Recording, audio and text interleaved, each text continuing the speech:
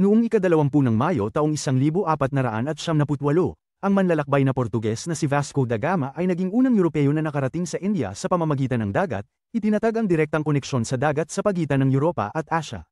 Ito ang bumubuo sa simula ng panahon ng pagtuklas ng mga Portuges at ang pagkalat ng kolonyalismo ng mga Europeo. Sa parehong petsa noong 1873, sina Levi Strauss at Jacob Davis ay nakatanggap ng US patent para sa blue jeans na may tansong ram eggs. Ang imbentong ito ay nagpabago sa industriya ng damit at ginawang pangunahing kasuotan ang jeans sa buong mundo.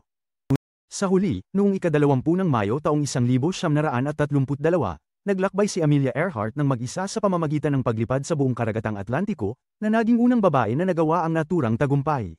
Hindi lamang niya napasama ang mga hadlang ng kasarian sa aviation, ngunit na-inspire niya ang mga henerasyon ng mga babaeng aviador.